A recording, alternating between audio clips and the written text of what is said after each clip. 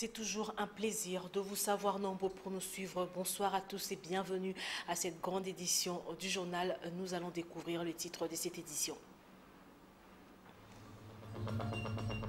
C'est autour du thème « Le soin de santé sont à l'agonie » que l'humanité entière a célébré ce 22 septembre la journée mondiale sans voiture. Élu président de l'église de réveil du Congo par l'Assemblée générale, Dodo Kamba est contesté par le comte Soni Kafuta qui dénonce un vice de procédure.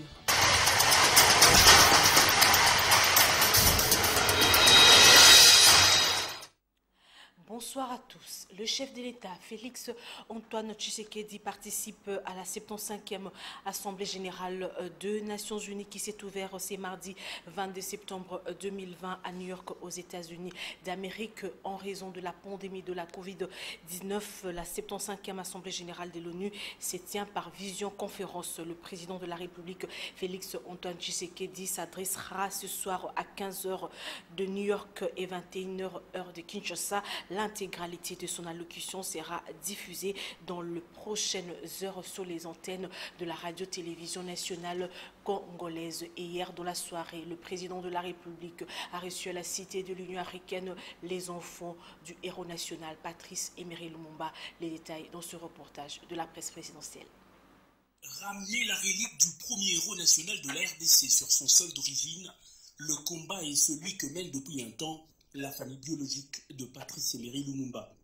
Un combat qui sera désormais porté par tous les peuples congolais à travers l'implication personnelle du chef de l'État Félix Antoine Tshisekedi Tshilombo, qui a reçu ce lundi dans la soirée 3 des enfants Lumumba. François, Roland et Juliana ont exposé au président de la République l'évolution du processus qui fera en sorte que les restes du corps du héros national soient rapatriés au pays pour permettre aux Congolais de faire enfin leur deuil. Il est temps d'abord, au bout de 60 ans, que les restes et la relique de Patrice Emery Lumumba reviennent dans le pays de ses ancêtres.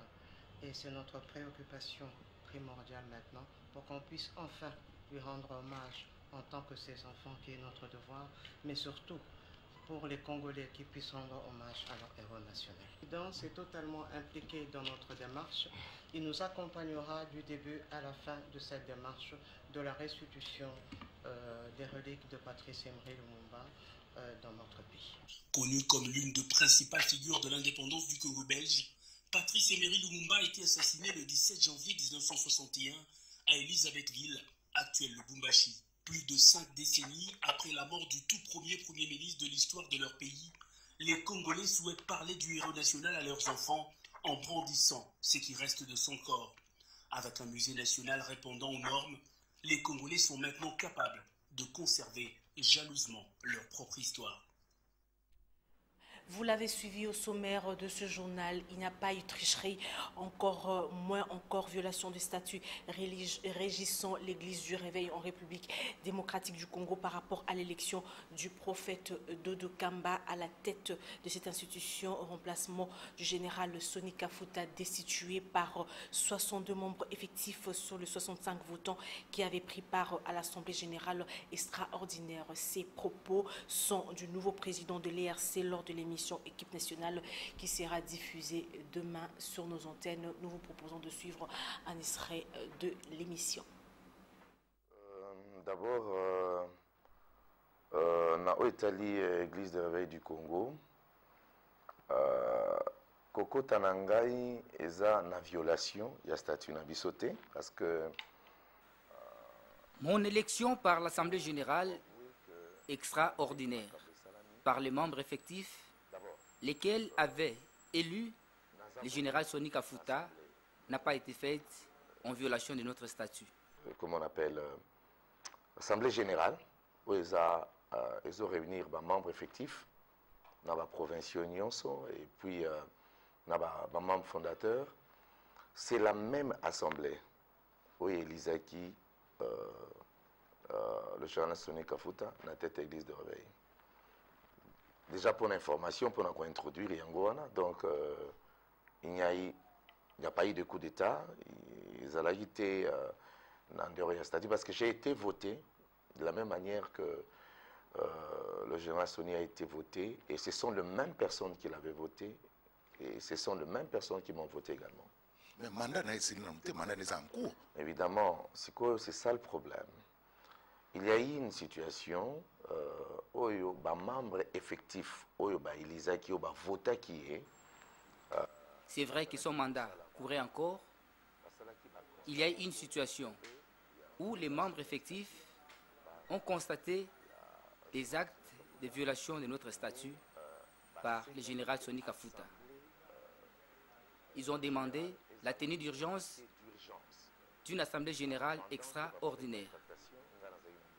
Et moi, je m'étais référé au ministère de la Justice, qui est le ministère des tutelles en cas de conflit. Et celui-ci m'avait rassuré que tout était à la légalité. Voilà pourquoi j'ai postulé en déposant mon dossier et j'ai été élu avec 98%. Religieuse Moko, Bongo, ministère Wanande, Ayeko Senga na Bango va se mettre ensemble, va qui na conseil des sages, et Bongo bazoua compromis entre les deux parties. Il faut avouer que ma membre effectif Koto, Telemi Balobi va suspendre président national de l'église de réveil, général Soni Kafuta, Koto général Abino, non, dans ce quoi en Angote, Nabatunaï. Donc il créait deux camps. Alors, tant qu'il créait deux camps, il fallait le ministère de la Justice à intervenir. Il s'est fait que, quand il y a la question, Batuni Batouba voter s'il doit continuer ou pas. Et l'Assemblée a voté. Il y avait, si je ne m'abuse, il y avait 65 votants à ce sujet pour soit à la destituer, soit à la maintenir. Il y a eu 62 personnes qui ont voté pour qu'il soit destitué. D'abord, membre effectif, au bazar au nombre, il y a 84. En principe, Missoussou Bakoufa, Missoussou donc Koron, mais atteint. On a déposé caution Nanga, il s'est fait que, Nazalaki Ngamote, Nazalaki surpris, au moment qu'il y avait une dame, évêque, Brigitte, que j'ai découvert à l'instant même. Je me suis renseigné auprès du ministère de la Justice, on m'a dit que non, Balobi, non, tout est dans la légalité, et tu peux postuler, le coup la montagne, sans tenir compte il y a qui que ce soit. Donc, on a postulé et on a convaincre votre qui on est vous convaincre bino. Réponse du berger à la bergère. Jean Bosco Kindomba, qui est l'un de sages au sein de l'RC, n'a pas soutenu la destitution du général Soni Kafuta Rockman. Il estime que la consécration de Dodo Kamba n'a pas respecté la procédure. Donc suivez-le au micro de Patrick Borel Mukendi et Précieux Mangonzoy. D'un côté, Dodo Kamba, élu, investi mercredi 16 septembre 2020 comme président de l'Église des Réveils du Congo et ERC. De l'autre côté, Soni Kafuta a organisé durant 2 jours, soit du 18 au 19 septembre, l'Assemblée générale extraordinaire pour le même sujet. Alors question, qu'est-ce qui divise ces hommes dits des dieux?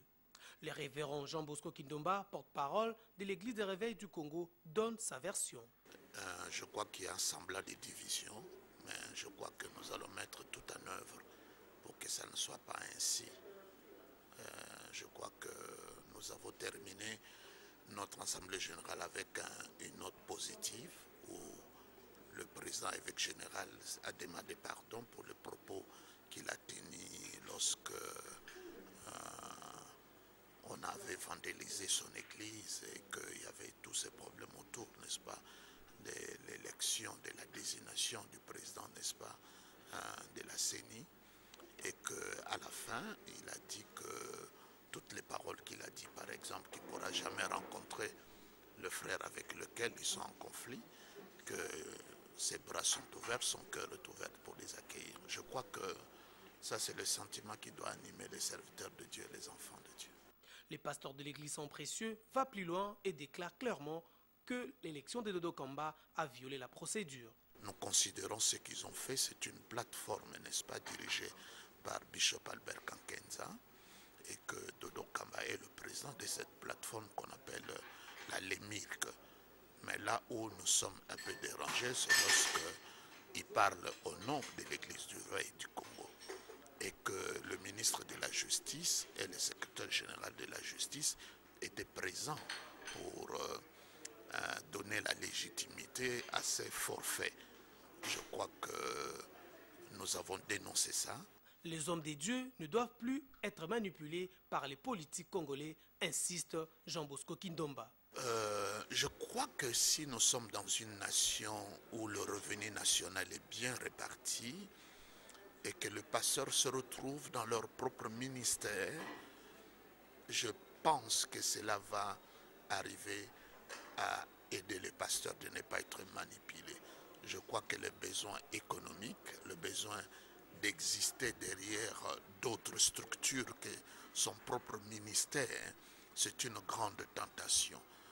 Mais je pense que le temps est arrivé que nos amis peuvent se réviser, revenir dans de bons sentiments. Dans un camp comme dans un autre, ces pasteurs devraient respecter et faire appliquer les Écritures saintes. Il est bon pour des frères de demeurer ensemble et ça, c'est l'essentiel dans les contextes de l'ère des Congo en quête d'une paix véritable. Rendons-nous maintenant à l'université de Kisangani où le chef de travaux Nzouvu Louvoji a obtenu la mention grande distinction après la soutenance de sa thèse de doctorat en droit. La prévention de l'eau dans le bassin du Congo était le sujet de sa thèse soutenue. Patrick Mangala nous en dit plus.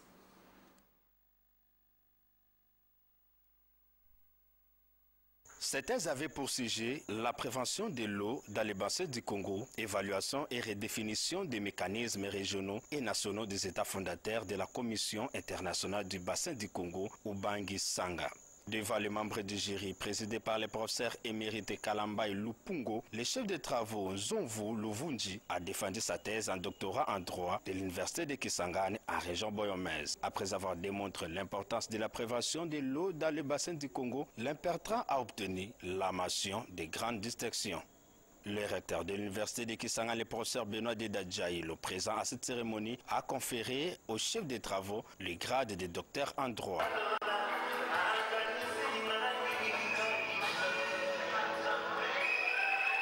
Le nouveau docteur en droit parle de l'apport que sa thèse va apporter dans la société. C'est que les ressources en eau du bassin du Congo sont abandonnées. Elles ne sont pas protégées ni par les États, ni par les personnes qui habitent ces États, ni par les organismes créés par ces États. Voilà pourquoi les quelques mécanismes qui existent sont ineffectifs et inefficaces sur le terrain, ne peuvent pas prévenir, ne peuvent pas protéger correctement les ressources en eau. Voilà pourquoi, à travers notre étude, nous avons démontré qu'il y a moyen de redéfinir ces mécanismes afin que ces mécanismes deviennent efficaces pour prévenir la pollution. Le promoteur de la thèse, le professeur ordinaire Fosteto Ngaolukundo, donne ses impressions. C'est le couronnement de tous ces efforts. Je ne peux que le féliciter pour son courage, sa détermination et sa discipline. Il s'est de signaler que c'est la 16e soutenance des thèses pour cette année académique 2019-2020 et la première après la levée de l'état d'urgence sanitaire décrété par le chef de l'État de la République démocratique du Congo.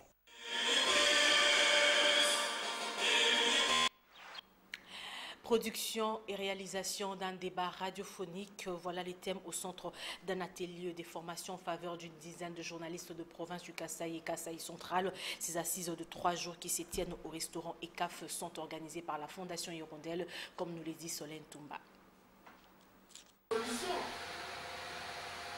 Cette formation de 3 jours, à laquelle prennent part 10 journalistes, dont des femmes, venus des radios de quelques territoires du Kasaï et Kasaï central, vise à amener les journalistes à une parfaite production des émissions radiodiffusées, telles que l'indique Walter Moulondi, chef média de la Fondation Hirondelle et principal formateur. L'objectif de cette formation, c'est d'arriver, si vous voulez, à outiller ces journalistes, à maîtriser les processus de production d'un débat, le choix du sujet, le choix des intervenants, l'équilibre des intervenants, angle d'un bon sujet débat qui rencontre les préoccupations des citoyens, la durée des débats et puis les techniques pour mieux maîtriser son sujet. Les débats citoyen qui intéresse les communautés, un sujet qui fait débat au sein des communautés. Les participants à cet atelier ont plusieurs attentes à l'issue de ces derniers. Que je fasse une bonne rédaction, être en mesure d'atteindre un bon nombre de gens dans nos émissions, nos débats. Bien formuler le sujet du débat à la hauteur du sujet de. Je souhaiterais suivre toutes les étapes dans le débat radio et rester une église au milieu du village. À ceci s'ajoutent également les attentes de l'organisateur, entre autres. Après 3 jours de formation théorique et pratique, je voudrais voir les 10 personnes qui sont dans la formation animer leur vrai premier débat. Ensuite, chacun d'eux propose une série de 3 débats en synopsis qu'on va corriger pour qu'ils produisent au moins chacun 3 débats. Notons que ces journalistes viennent précisément de Moueka, Tchimboulou ainsi que de la ville de Canada. Célébrer le 22 septembre de chaque année, la journée mondiale sans voiture a pour objectif de favoriser la prise de conscience collective de la nécessité d'agir contre les nuisances générées par la croissance du trafic motorisé en milieu urbain. Esther Badi, bien. Les soins de santé sont à l'agonie. Tel est le thème de la journée mondiale sans voiture, célébrée le 22 septembre de chaque année. Aujourd'hui, plusieurs personnes se posent la question de savoir comment vont-elles aller en ville sans la voiture. Ainsi, cette journée a pour objectif de favoriser la prise de conscience collective de la nécessité d'agir contre les nuisances générées par la croissance du trafic motorisé en milieu urbain. La voiture entraîne les embouteillages, les accidents, bien que d'une part, elle facilite le déplacement d'une ville à une autre et d'une commune à une autre aussi. Actuellement, la RDC compte plus de 5 millions de déplacés internes et plus de 500 000 réfugiés, alors que le monde a compté fin 2019 79,5 millions de personnes dites déracinées de leur milieu. Bien que cette journée soit décrétée sans voiture, à Kinshasa et partout dans le monde, la population n'arrive pas à se déplacer sans voiture, alors que cette journée est une occasion de se déplacer en vélo ou à pied pour éviter les embouteillages et les accidents provoqués par les voitures. Pour rappel, cette journée a été décrétée depuis 1998 par les Nations Unies. Nous allons ouvrir la page sportive de ce journal. Nous allons commencer avec le championnat de la Ligue provinciale de basketball de Kinshasa, édition 2019-2020, qui a repris depuis hier, lundi 21 septembre, au stadium de Martyrs de Kinshasa. Ndaï Lambochi et Damien Maungo reviennent sur ce qu'a été la journée. La Ligue provinciale de basketball de Kinshasa, l'Iprobakin, a démarré lundi à huis clos, en respectant le geste barrière pour lutter contre la propagation du coronavirus. Les différents résultats enregistrés se présentent comme suit. Chez les messieurs, en première confrontation, le basket club Espoir Foucache a dominé le basket club Molokai sur le score de 96 à 48. La seconde rencontre, le basket club d'SMP s'est imposé devant le basket club des Bonhommes sur la marque de 75 à 54. Nous venons de traverser une étape avec la Corona. Les joueurs n'ont pas eu les physiques pour attaquer les matchs. Nous allons tenter, comme toute équipe, nous allons tenter de gagner les prochains matchs. De l'entame. Et au troisième carton, on a eu à gérer. Quatrième carton, c'est ça qui a donné la victoire au DSMP. On cherche d'abord à gagner le match prochain, le match retour. Et puis 200 pas jouer 2 ans, le demi-finale. Cette année ici, on veut jouer haut, on veut jouer la finale.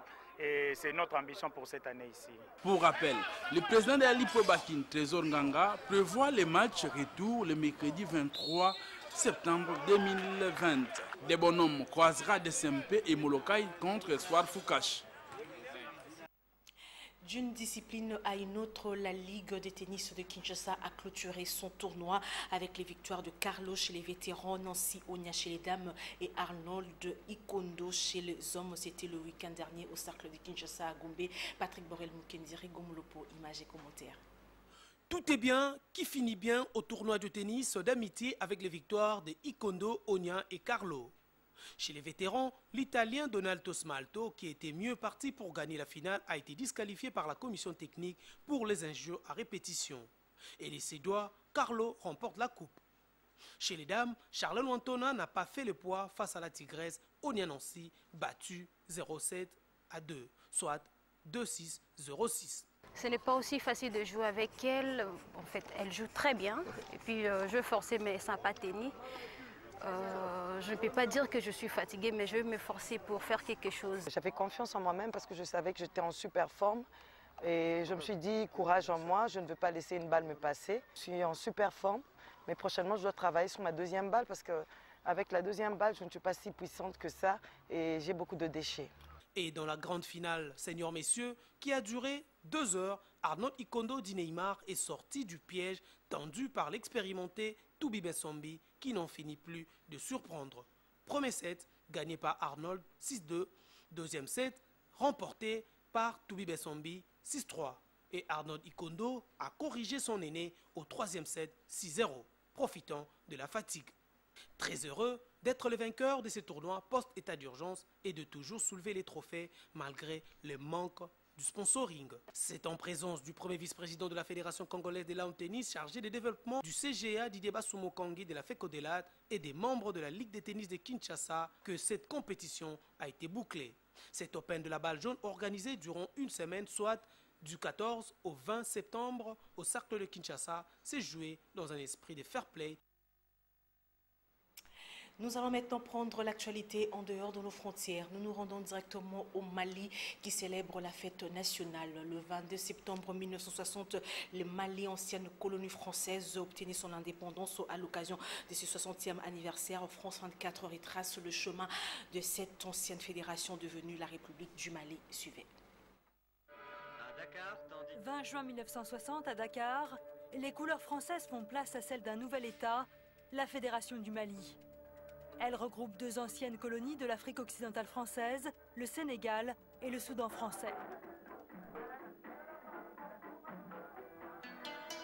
Avec le ministre d'État Louis Jacquinot, le Sénégalais Mamadou Dia et le Soudanais Modibo Keïta procèdent au transfert de compétences signé le 4 avril à Paris, sous le regard de Léopold Senghor, qui a négocié avec le général de Gaulle. Le soir même, l'Assemblée fédérale malienne vote l'indépendance à l'unanimité. Mais les réjouissances ne durent pas, car très vite, 2 visions incarnées par 2 personnalités s'opposent. Léopold Senghor prône la concertation avec la France, quand Modibo Keïta souhaite un État fort et panafricain. Le militarisme par lui-même est un stimulant pour des populations qui, pendant longtemps, avaient une vie purement rurale. Nous avons donc militarisé nos jeunes pour pouvoir entraîner les populations dans la perspective de leur mobilisation pour les investissements humains. Le 18 août, Modibo Keïta nomme unilatéralement le chef d'état-major de l'armée, le colonel soudanais Soumaré. Dakar a vécu des heures de fièvre. En réponse, 1 mois plus tard, le Soudan français proclame à son tour son indépendance, tout en gardant la référence au glorieux empire médiéval. Sous la conduite de Modibo Keïta, la République du Mali, née le 22 septembre 1960.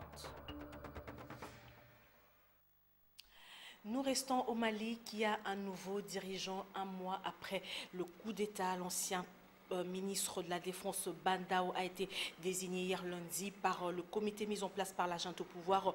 Le colonel Assimi Goïta, chef de la junte, a été quant à lui désigné vice-président de la République. Nouveau président de la transition, Bandao, un colonel à la retraite de 70 ans, n'est pas très connu du grand public malien. Sur ces images tournées en 2014, il est aux côtés du ministre français Jean-Yves Le Drian. À l'époque, Bandao était ministre de la Défense, il l'a été seulement quelques mois. Le chef de la junte, Assimi Goïta, a annoncé sa nomination par un collège composé de militaires, d'opposants et de membres de la société civile. Le collège a désigné des personnalités ci-après en qualité de président et vice-président de la transition pour assurer la mise en œuvre de la feuille de route de la transition.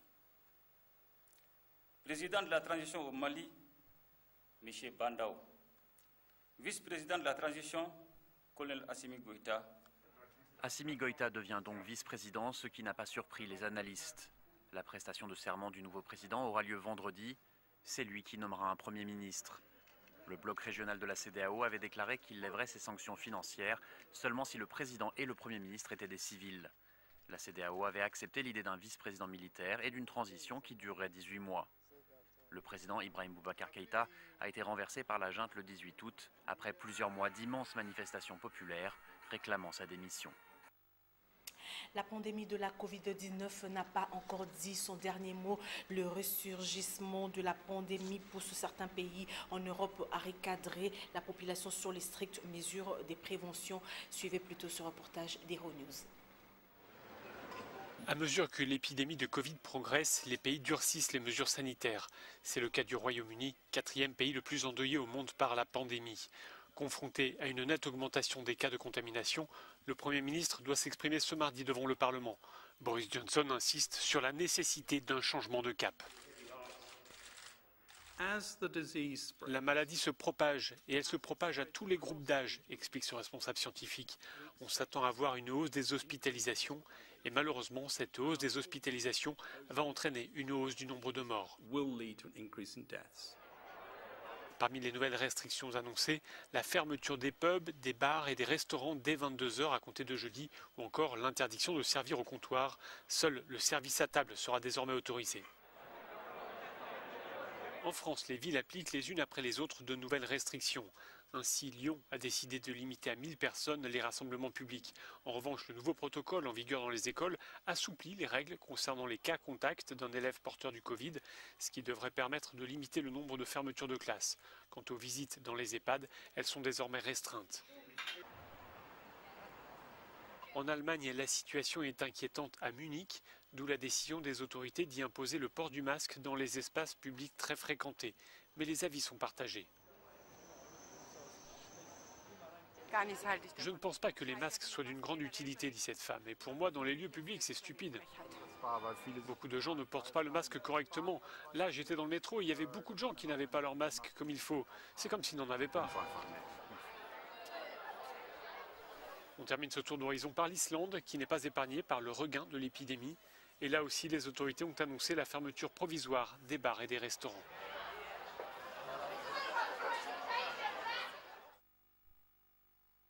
Et nous allons prendre ces communiqués du mouvement du 17 mai. M17 en sigle concerne nos nominations. Vu le statut du M17 du 8 mars 2002 légalisé par l'Office notarial de Kinshasa le 23 septembre 2002 sous le numéro 139542, considérant l'arrêt numéro RA 724-2003 du 23 juin 2003 de la Cour suprême de justice portant arrêt d'agrément conformément à la loi numéro 04/002 du 15 mars 2004 portant organisation et fonctionnement de partis politiques, vu la lettre d'autorisation numéro 2394/2004 du 2 décembre 2004 du ministère de l'Intérieur et Sécurité, considérant la lettre numéro 25/CAB/ministère SEC-DAC/1789/2014 du 26 août 2014 du ministère de l'Intérieur, conformément au statut du M17 chapitre 6 article 14 alinéa dernier, vu l'article 19 relatif aux organes centraux, considérant l'article 11 qui stipule le Conseil suprême et l'organe qui joue le rôle du Congrès dans l'intervalle de ses réunions et dirige le parti politique mouvement du 17 mai, décide le camarade Nicolas Ntsassa Mungu est nommé au poste de secrétaire général. Le communiqué est signé par la présidente du Conseil suprême et présidente nationale, camarade Joséphine Mpaka, pour le mouvement du 17 mai M17. Mesdames et messieurs, ce journal est terminé. Nous allons prendre le rappel des titres.